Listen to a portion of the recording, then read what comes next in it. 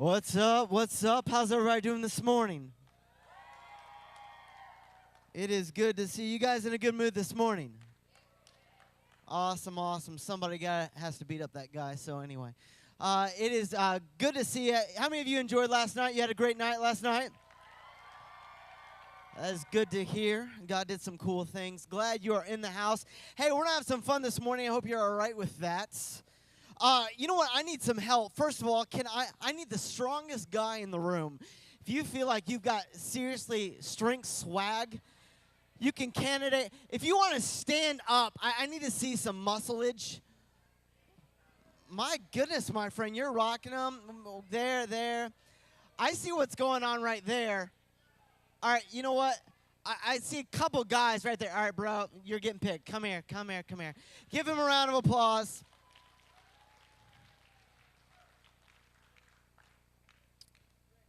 What's your name, bro? Zach. Come on, one more time. Give Zach a round of applause, man.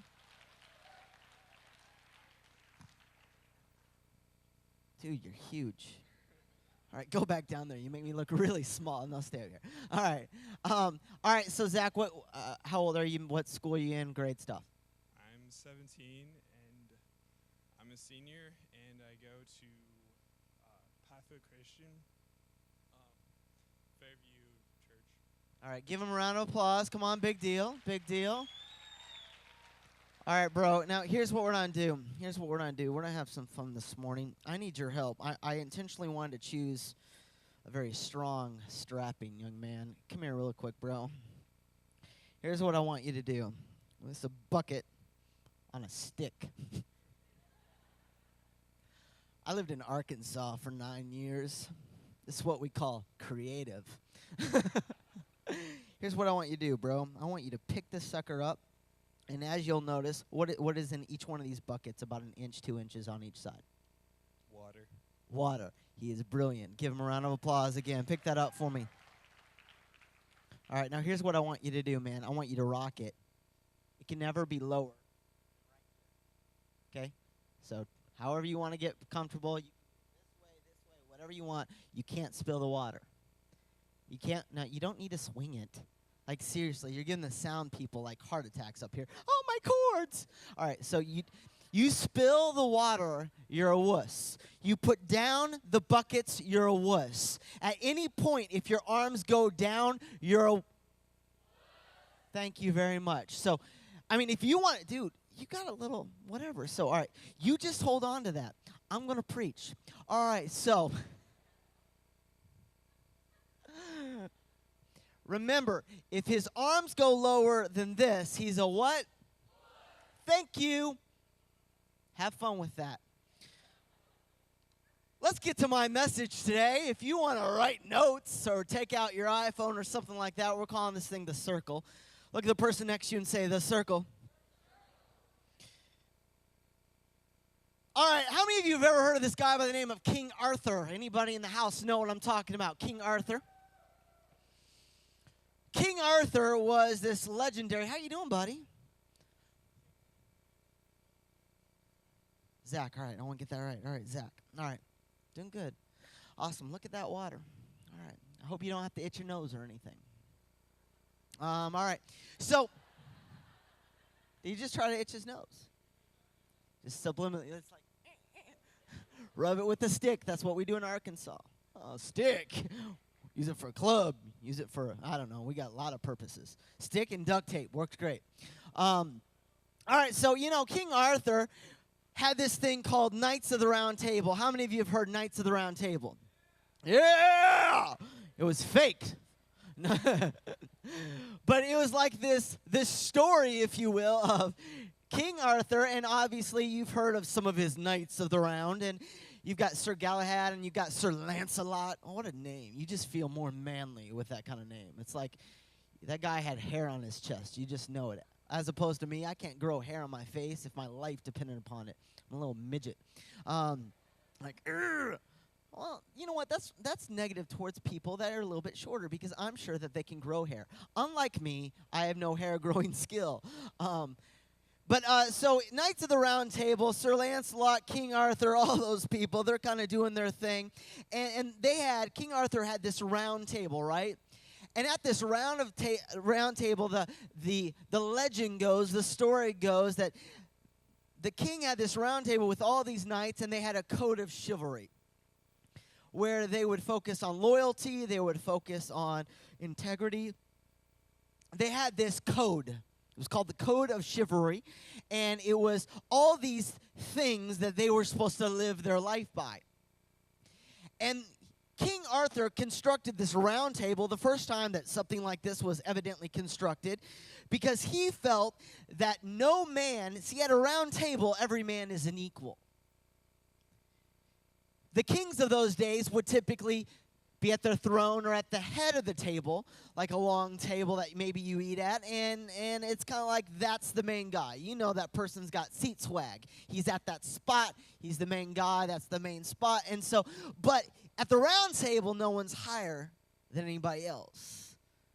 No one else has a higher elevation. And King Arthur felt like that for this code of chivalry to work, this circle, if you will, these guys, they all had to be equal.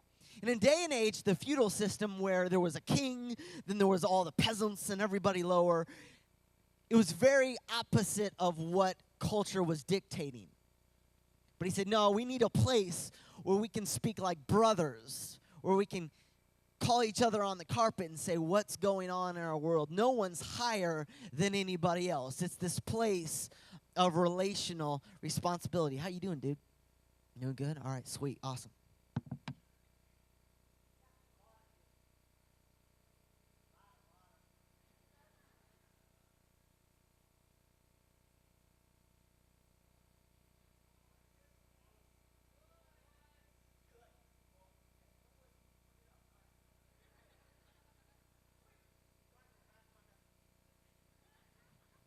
All right, so you got the whole King Arthur thing. See, here's the thing. We all need a circle, so to speak. We all need a circle, so to speak. A circle where a place of honor, of where integrity, of valor, and loyalty prevails. If you were to join, obviously I wrote a book called Rehab, so that's a little bit where my mind's at. But if you want to have a lasting rehab, or if you want to have a real awakening, really what this whole week's about, then you have to put in your life a place of responsibility, a place of accountability. If you were to walk into rehab, they would have basically a circle, a rehab circle, a bunch of chairs put in a circle, and some people would call it a therapy group or a therapy session. You'd walk in, and you got this group of circle, and all these people dealing with like issues would end up talking to each other about their like issues, right? You might have Alcoholics Anonymous, so all these people dealing with drinking and alcoholism, they talk about that issue, or you've got this cutting issue or this addiction issue. You get in this circle and you all talk about these like issues, and this circle is filled with people discussing their struggles, their victories, and what life decisions they're trying to make, right? These rehab circles are groups of individuals that are really trying to accomplish what they're wanting for their life. This may seem simple, but it's really crucial that you start to understand this idea of the circle. This idea of the circle. Because the people, get this, you might want to write this down. It's the people in your circle that determine what the circle thinks is important. It's the people in your circle that determine what the circle thinks is important and what's talked about. What you find out in your friendships and your relationships is your culture, your circle, the people that you hang out with, that group of individuals determines for your life what is most important. They determine what you talk about, what you care about, what's going on in your world. They care about what's most important. It's what's talked about in your circle. And we all have a circle, whether we realize it or not. We all have a group of small friends, probably, that very much are passionate about something. So really quickly, I want to talk about my therapy circle. I want to talk about my circle. I had a group of guys growing up with, and we called ourselves the Blue Radish Company. What a name, huh?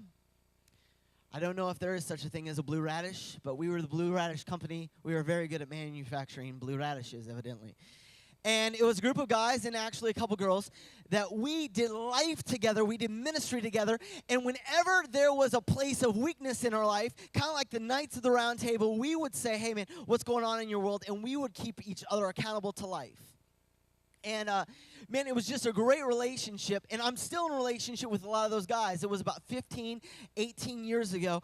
And some of these men and women are some of the greatest youth pastors and people out there. I mean, Joel Osteen's college pastor is one of them. I got another one of Joel Osteen's pastors was a part of that group. Another one is, I've got all these relationships that God is doing great things in their life. Why? Because they understand the idea of a circle. Because your circle, get this, will determine your spiritual destiny more than anything else in your life.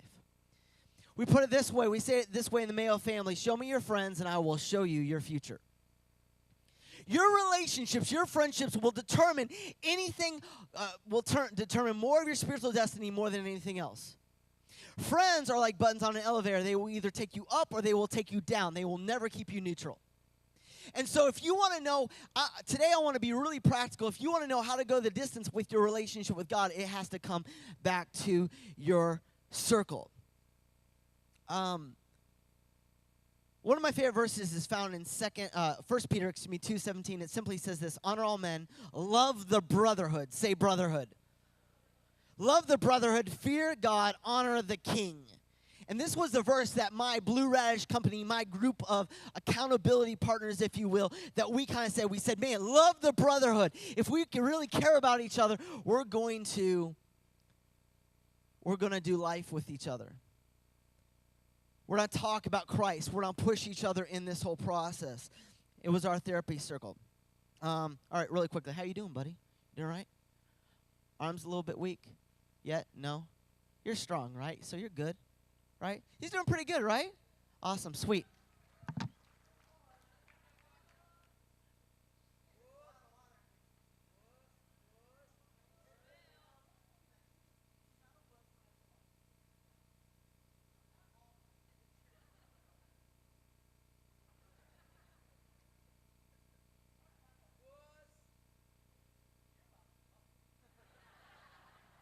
You would like that. Yeah. Come on up here, sucker.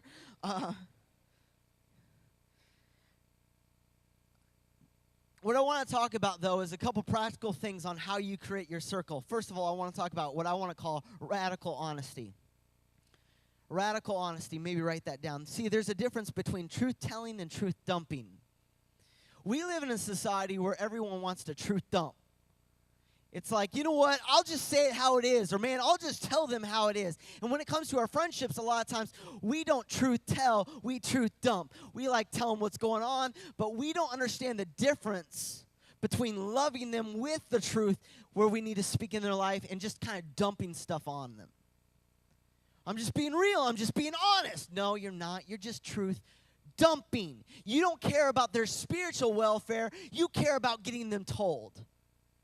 You care about being right. You care about having the upper hand and looking all big and bad and being the main guy. You want to set yourself up as the king in your relationship structure instead of having a circle with real accountability, real relationship. And so if you want to have a circle, a group of individuals really that help you go the distance with your relationship with Christ, first of all, you have to have radical honesty. It's this idea of, I enter your life and we're entering into a relationship. And when things are a little bit sketchy in your life or a little bit sketchy in mine, we've got this relationship where we can be radical about the honesty that we need to receive. How many of you wish you had someone who could speak life into your world when you were going through some very difficult times? Raise your hand. We all want that. But for us to have that, we have to be that. And so you and I, we have to enter into an agreement with our relationships, our close friends that say, hey, man, we want to go somewhere with God. So I want to enter into this place of radical honesty with you where I can say, hey, man, dude, what you're doing with that girl right now, that's crazy. Stop. Do what you're doing on the weekend, stop. You're being a moron right now. And here's why you need to stop. Here's the difference between truth-telling and truth-dumping. I'm not going to just drop the truth bomb on you. I'm going to say, you're better than that. You're a man of God. We said we're not get each other's back. And so, man, I'm putting myself out there because I love you. And we're going to do this together. You've done this for me. You've got my back before. Now I'm getting your back. We are not going to live this way. Hey, what do you need? Man, you having crazy time on the weekend? All right, we're hanging out this weekend so you don't go to the party scene. That's radical honesty. Putting yourself out there instead of just dumping truth on them. See, radical honesty has a relationship aspect involved. See, a lot of us, we want a friend, but we don't want to be the friend when the time comes. Because it will cost us something, and I'll talk about that in a minute. Proverbs 27:6 puts it this way, puts it well, wounds from a friend can be trusted, but an enemy multiplies kisses. Wounds from a friend. See, your real friend won't stab you in the back. They'll stab you to the face. They say, hey, what are you doing, man? That's crazy. And they'll get really honest about what's going on in your world. But your enemy will multiply kisses. Oh, man, everything's good. Oh, don't worry about it. It's awesome. No, I want real individuals in my life that can speak life to me and say, you know what, man, that's all played out. You need to change the way you're living. We all need that within our world. Radical honesty. Have you ever heard the phrase, how many of you heard the phrase, or you've said the phrase, hey, mind your own business? Anybody? You know what I'm talking about. Come on. You said, mind your own business. Just get out. Just leave me. Just leave me. You got issues. Mind your own business. You know what? I don't want to be a mind your own business person. I want to say, mind my business. And the difference between radical honesty and really the life that a lot of us are living is we're like saying to our friends, to our family, hey, just mind your own business. Let me live my life the way I want to. No, a place of radical honesty says, please mind my business. Because when there's real relationship, when there's real life, you've got friends in your life that are calling you out. They're calling you on the carpet saying, dude, I look forward to a place where you're minding my business. I've got a friend. His name's Chris, a.k.a. Griff. Man, we work together as interns. I called him yesterday. He's my accountability, my life partner, if you will, for just keeping each other close with God. He's part of my circle. I called him yesterday. We talked for about 40 minutes on the phone. He told me some areas that he was messing up in. I told him some areas that I was struggling in. We say to each other, let's mind our business. I need your help. He needs my help. You've got to have people in your life. I don't care how far you are up on the spiritual ladder. We need that. You doing all right, Zach? Your hands are getting a little bit droopy there.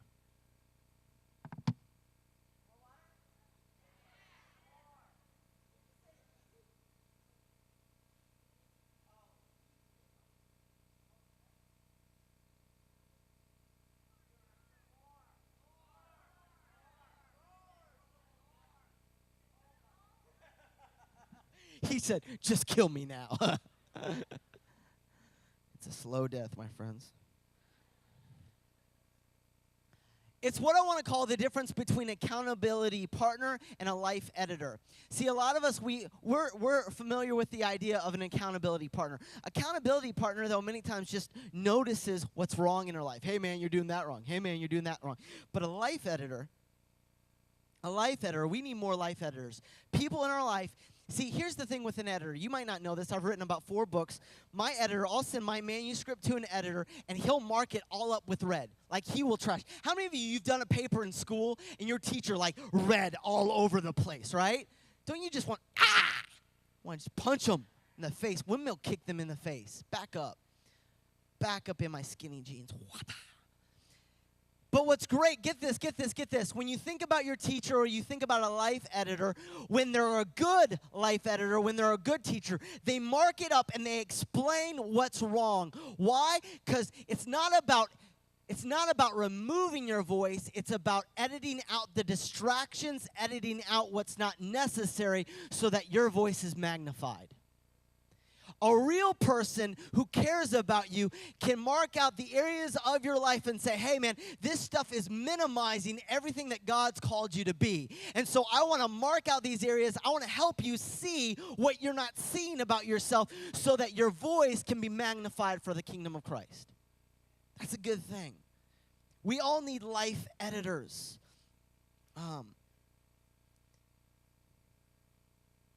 what I like to do is, you might write this down, a simple thing I call the friendship elevator. And there's 4 levels of friendship. And if you start at, the very surface level, you're on the ground floor on the lobby. I pushed the little L button on the elevator from the hotel today. Any of you staying in a hotel this week? A couple of us? All right, so you push the little L button, and it takes you to the lobby. And so I want to tell you what the lobby level is, first of all, in your friendships. Because a lot of us, we have these friendships. First of all, the first level is what I want to call the facade level or the public level. The facade level, the fake level, or the public level. People relate to you through social custom. Your very first level in relationships is this facade, this public appearance level. It's the lobby. Everybody's able to come in and come out, kind of be a part of that. I call it the Facebook, the Instagram, the Twitter level.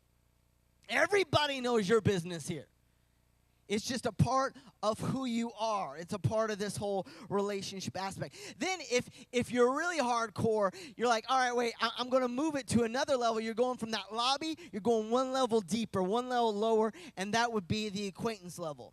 And at this acquaintance level, we reveal some of our opinions and thoughts. As our friendships begin to grow, we start to reveal a little bit of, hey, this is how I think, this is what's going on in my world. So we move it down a little bit, all right? So some of you, maybe your friends in this room, you're at the acquaintance level. Then if you say, all right, I want to go one button down, one more floor down, we're going deeper up in here. It would be the friendship level. And, these are the place where we start to be a little bit emotionally raw. We start being open. We start revealing a little emotional openness about what's going on at the friendship level. So we're now 3 levels down. But my encouragement to you is to be a level 4 friend. When you go down one more level, you've got what I simply want to call the intimacy level. And it's at this place that we start to reveal our hurts, we start to reveal our fears, we start to reveal our dreams. And can I be honest and say, you don't need 1,000,001 friends. I've got, around 6,000 friends on Facebook. I've got like 17,000 friends on Twitter, at JoshMayo.com. Follow me. Wait, no, JoshMayo.com's website. Twitter is at JoshMayo. But anyway, JoshMayo7 on Instagram. All right, so anyway, like the plug? But we've got all these Twitter, Facebook, but these things don't count. I'm sorry, I love you, but they really don't count. But it's at this level, this level 4 level, this intimacy level that we start to reveal our hurts, our dreams, our wounds, our fears, all of these things. And these are the individuals that will do life with you. They're able to be a part of your circle if they're going in the right direction spiritually. How you doing, Zach? You doing all right? Here, why don't you guys are really just going after him really quick. Pour water! All right, just tell the crowd how you're feeling right now, just anything.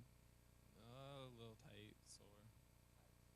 Dude, look at these muscles. I mean, you probably are the stoutest guy in this room. I mean, you are probably, I want you to understand this, though. He's stronger than all of you. Give him more water. He's stronger than you, wuss. All right, well, that's cool.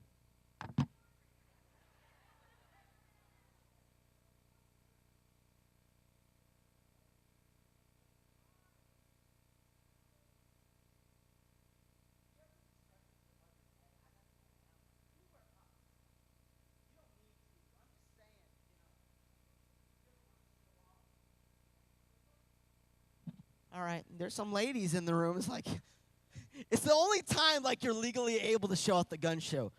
I'm godly. What's up, ladies?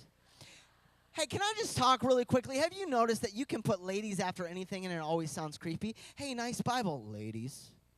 It doesn't matter what you say. If you put ladies after it, it's creepy. Hey, we're going to Awakening. Ladies, you want to show up? Jesus loves you. Ladies, it's the creep show. So never put ladies after anything. All right, keep on going. Ladies. The highest cost, get this, the highest cost of friendship is time. T-I-M-E, the real 4-letter word. The highest cost of friendship is time.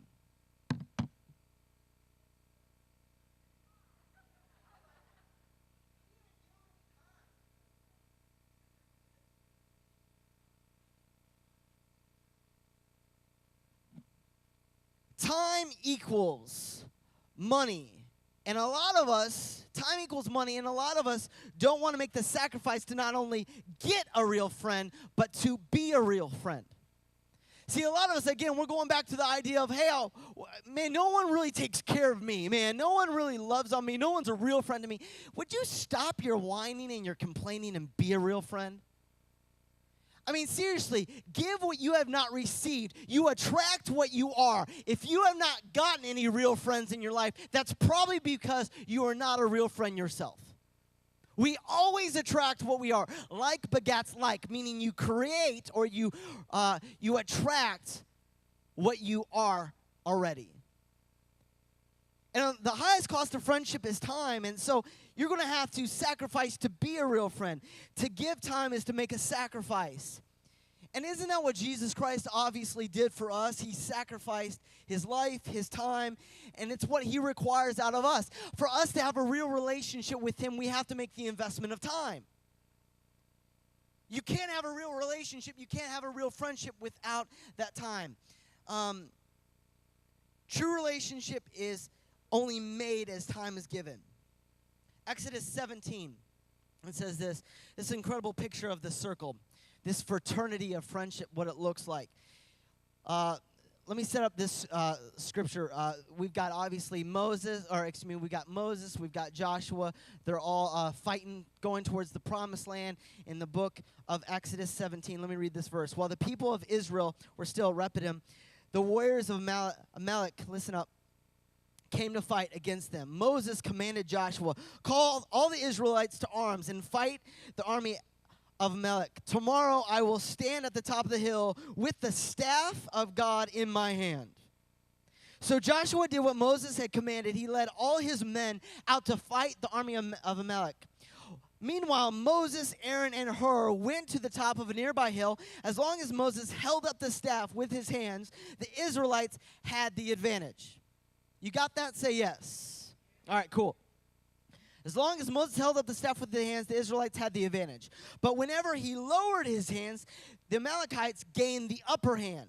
Moses' arms finally became too tired to hold up the staff any longer. So Aaron and Hur found a stone for him to sit on. Then they the army stood on each side of him, holding up his hands until sunset. As a result, Joshua and his troops were able to crush the army of the Amalekites. Then the Lord instructed Moses, write this down as a permanent record and announce it to Joshua. I will blot out every trace of the Amalekites from under heaven.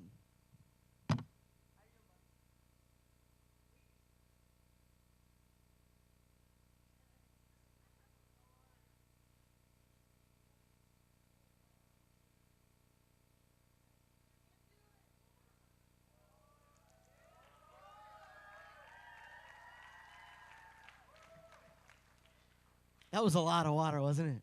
You're like, oh, crud. I'm never volunteering again. He really didn't. It was all of his friends, actually, that volunteered him. It's usually how life works, right? Your friends determine your future. But my friendships don't affect me. Music doesn't affect me. Shut it! You're full of it. Yes, it does. This biblical account is what I think everybody needs in their life. Here's what you have to see. Let me set the picture. A war is going on, as Zach's holding this. A war is going on. Moses' arms begin to get exhausted, right? He begins to get very tired. And just imagine the scene. Moses has possibly had his arms raised for hours now, right? It's just getting exhausting. He probably has to pee. His nose probably itches. But every time he puts down his arms, someone else dies. Someone else is a victim of him lowering his arms. So he's exhausted. Just think about the scene for a second. And although the Israelites are winning this battle, pure exhaustion forces Moses' arms downward. The Israelites begin to lose. Tragedy is striking. This battle is getting epic. It's at the point of exhaustion and weakness, and two of Moses' closest friends, Aaron and Hur, two men of God, find Moses a place to sit, and then they literally raise up his arms with him. These two men physically take the burden, if you will, from Moses on themselves and hold up his arms to help him win the victory.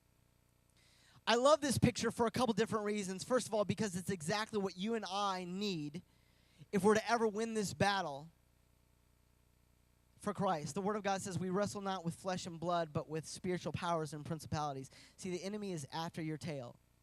And if we're to ever make a difference in this kingdom, see, if you just coast in life, the enemy will never affect you. But if you want to have an awakening, if you want to go out of this room and be the man or woman of God that God's called you to be, it's going to get a little bit tough from this place.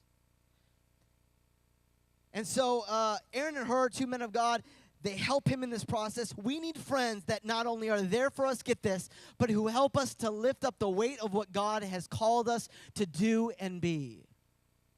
You are not made to do this thing alone. Your relationship with God is not a place of isolation. You need friends that will lift up your spiritual arms to be everything God has called you to do and to be. Who do you have? Get this. You might want to write this down. Who do you have in your life lifting your spiritual arms to victory? Who do you have in your life lifting your spiritual arms to victory? Who's pushing you? Who's fighting for you? You say, man, I got your back. You got this. Come on, man. No, we're getting over this sin area. No, I don't care. You messed up last weekend. We got this thing together. Man, I'm going to call you on Friday night. I'm going to text you once a day. And I'm going to say, what's going on in your life? Man, I'm going to direct message, tweet you back and forth. We're not staying accountability. I'm going to be your life editor. We're not pushing each other. Man, because when you're lifting weights, you always got to have a spotter. You've always got someone there that's ready to lift up your arms when you get a little bit exhausted. And when it comes to your life, you need that person pushing you during those moments, lifting your spiritual arms to victory. You need an Aaron. You need a Hur. One thing that I love about this picture of Moses is that he had one other friend, if you will, mentioned in this scripture. In this passage, his name was Joshua. Great name. Best name in the room. You're all wrong if you think differently. His name's Joshua. Joshua in Hebrew means God our salvation. Here's what you have to understand. Who was the salvation of God? Think about this. New Testament. Who was salvation? Jesus. It's always the answer for any biblical question. Jesus? What do I say? I don't know. Jesus? Ladies. Jesus is salvation. God's salvation comes through Jesus, right? So Joshua is a type, if you will. If you look in the Hebrew, God our salvation, his name literally is a type of Jesus Christ. Who was doing the fighting on the battlefield? It was Joshua. Who is doing the fighting for you on the spiritual battlefield? It's Jesus Christ. And when you give yourself to him completely and you say, God, I need your help, and you've got some friends that are lifting your arms in spiritual victory, Jesus Christ is going before you saying, hey man, I know what you're about to go to is rough. I know you got some relationships that maybe you need to cut off in your life because they're not lifting your arms, and you need to find some new relationships. You need to do X, Y, Z. And I know it's going to be tough, but I'm going before you. I will fight your battles.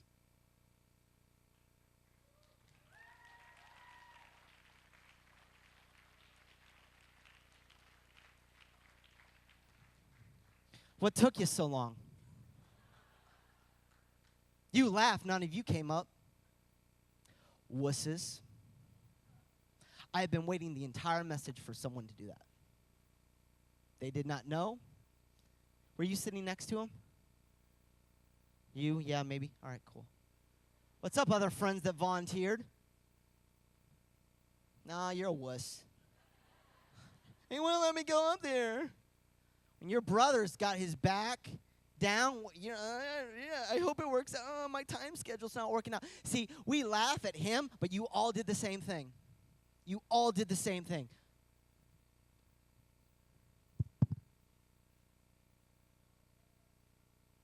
There comes a point when this will be what God has for you will be way too big for you to carry on your own. The dreams, the purpose, the calling that he has for you.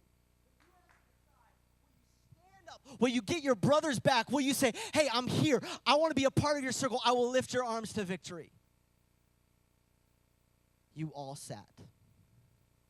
When your friend needs a sister, needs a brother to get your back spiritually, to get their back spiritually, what will you do at that moment?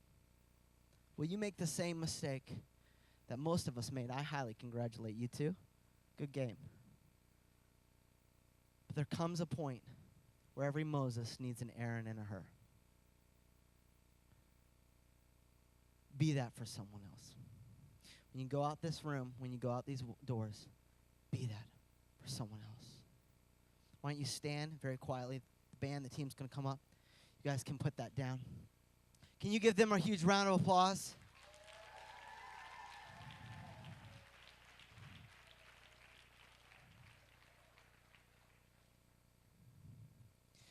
Listen. Listen, we're almost done. Remember, I chose the strongest person in the room. I don't care how strong you feel you are spiritually. You're never strong enough to accomplish all God's called you to without some great friends. Listen to me. Listen to me. Nothing will determine your spiritual destiny more than the relationships you have in your world. You say, God, you've awoken something in my life. If you don't have the right friends, they will kill it. You don't have the right relationships in your life, they will kill it.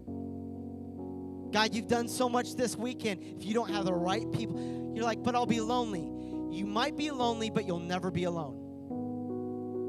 Get that? You might feel a little bit lonely. You might go through a season of loneliness, but if you choose to step forward and be the man or woman of God that God's called you to be, you will never be alone. You might go through a season of loneliness, but loneliness, get this, is God's cry for friendship time with you.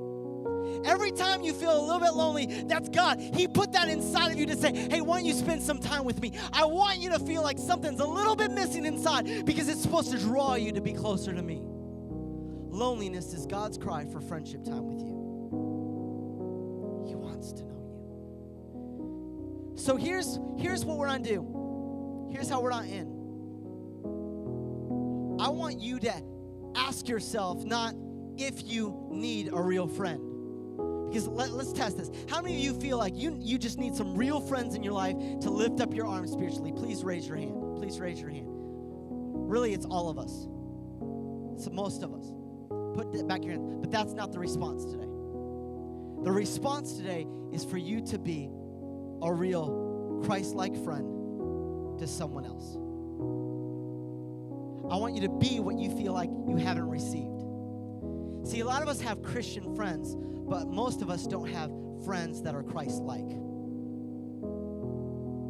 Oh, snap. A lot of us have Christian friends, but we don't have a lot of friends that are Christ-like. I'm not talking about who wears the label. Who's lifting your arms to be everything you're called to be with Christ? Well, I don't have that yet. Then give what you have not received. So if you're in this room and say, Josh, I want to dedicate myself to be a real friend. I want to dedicate myself to, man, you might even know who that person is, to help lift their arms spiritually. I'm going to start texting them on a daily basis. Or, man, I'm going to start going below the surface and saying, man, how are you ask the hard questions. How are things really going for you spiritually? If that's you, I want you to step out. I want you to come down and say, I want to dedicate myself to lift the arms of some friends and be everything God's called me to be for them. You get yourself down here, and I want you to lift your arms as a signal of saying, I want to lift the arms of some other people spiritually. I want to lift the arms of a generation. I want to lift the arms. I want to be a real friend. I want to be a real friend to this generation. I want to be everything that God's called me to be. I want to lift the arms. Right now, you maybe have a friend right now that you know God has challenged you to be a real Christ-like friend to. I want you to start praying for their name.